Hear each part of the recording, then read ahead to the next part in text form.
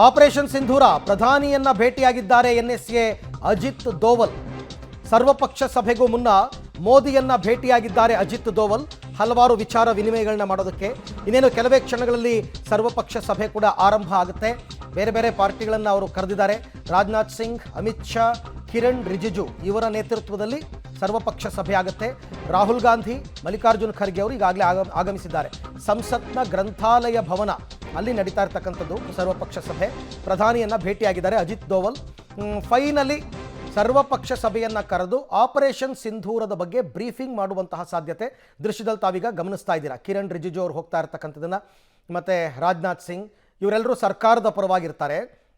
But Mallikarjun Kharge ಅವ್ರದ್ದು ಒಂದು ಆರೋಪ ಇತ್ತು, ಕಳೆದ ಬಾರಿ ಸರ್ವಪಕ್ಷ ಸಭೆ ಮಾಡಿದಾಗ ಪ್ರಧಾನಿ ಮೋದಿ ಬರಲಿಲ್ಲ ಅಂತ. ಇವತ್ತು ಕೂಡ ಅವರು ಬರಲ್ಲ ನನ್ನ ಪ್ರಕಾರ.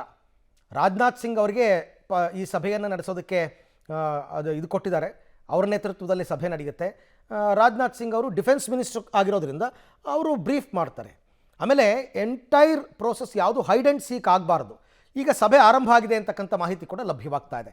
ಕಾಂಗ್ರೆಸ್ಗೆ ಆಹ್ವಾನ ಕೊಟ್ಟಿದ್ದಾರೆ. ಮಲ್ಲಿಕಾರ್ಜುನ್ ಖರ್ಗೆ ಮತ್ತು ರಾಹುಲ್ ಗಾಂಧಿ ಅವರು ಪಾರ್ಟಿಸಿಪೇಟ್ ಮಾಡ್ತಾ ಇದ್ದಾರೆ. TMCಗೆ ಹೋಗಿದೆ ಆಹ್ವಾನ, SP ಸಮಾಜವಾದಿ ಪಾರ್ಟಿಗೆ ಹೋಗಿದೆ. ಹೀಗೆ ಪ್ರತಿಪಕ್ಷದವರೆಲ್ಲರಿಗೂ ಕೂಡ ಸಭೆಗೆ ಆಹ್ವಾನ ಕೊಟ್ಟಿರೋದ್ರಿಂದ ಇವರೆಲ್ಲರಿಗೂ ಇವತ್ತು ಬ್ರೀಫ್ ಆಗುತ್ತೆ. ನೋಡ್ತಾ ಇದ್ದೀರಾ ದೃಶ್ಯದಲ್ಲಿ ರಾಹುಲ್ ಗಾಂಧಿ ಮತ್ತು ಮಲ್ಲಿಕಾರ್ಜುನ್ ಖರ್ಗೆ ಅವರು ಆಗಮಿಸಿದ್ದು ಎಲ್ಲ ಈಗಾಗಲೇ ಬಂದು ಅವರು ಗ್ರಂಥಾಲಯ ಭವನದಲ್ಲಿ ಸಭೆಯನ್ನು ಆರಂಭ ಮಾಡಿದ್ದಾರೆ. ಸರ್ವಪಕ್ಷಗಳ ಸಭೆಗೆ ಹೋಗೋಕ್ಕೂ ಮೊದಲೇ AICC ವತಿಯಿಂದ ಒನ್ ಲೈನ್ ಅಜೆಂಡಾ ಇತ್ತು.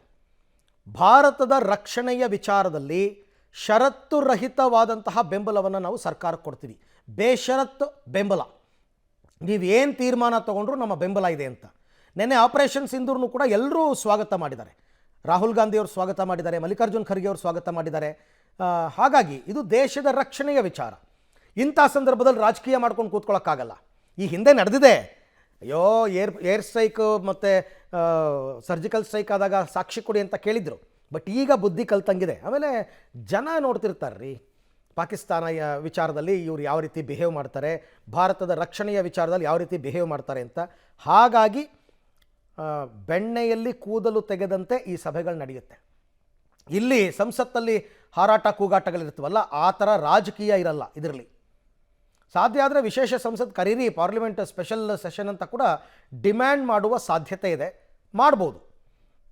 ಸಭೆಗಳಂತೂ ಇವಾಗ ಸಭೆಯಂತೂ ಆರಂಭ ಆಗಿದೆ. A to Z ಸರ್ವಪಕ್ಷಗಳಿಗೆ ಮಾಹಿತಿಯನ್ನು ಕೊಡ್ತಾರೆ. ಒಂದು ಬ್ರೀಫಿಂಗ್ ನಡೆಯುತ್ತೆ. ಪ್ಲ್ಯಾನಿಂಗ್ ಹೆಂಗಾಯಿತು, ಯಾವ ಕಾರಣದಿಂದ ಈ ಪ್ಲ್ಯಾನಿಂಗ್ ಮಾಡಿದ್ವಿ, ಅದನ್ನು ಎಕ್ಸಿಕ್ಯೂಟ್ ಮಾಡಿದ್ದು ಹೇಗೆ, ಯಾರ್ಯಾರು ಪಾರ್ಟಿಸಿಪೇಟ್ ಮಾಡಿದರು, ಏನಾಯಿತು, ಪಾಕಿಸ್ತಾನದಲ್ಲಿ ಎಲ್ಲೆಲ್ಲಿ ಹೊಡೆದಿದ್ದೀವಿ, ಎಷ್ಟು ಜನ ಸತ್ತಿದ್ದಾರೆ, ಎಷ್ಟು ಜನ ಗಾಯಗೊಂಡಿದ್ದಾರೆ, ಎಲ್ಲ ಮಾಹಿತಿಯನ್ನು ಸರ್ವಪಕ್ಷಗಳ ಸಭೆಯಲ್ಲಿ ಕೊಡುವಂತಹ ಸಾಧ್ಯತೆ.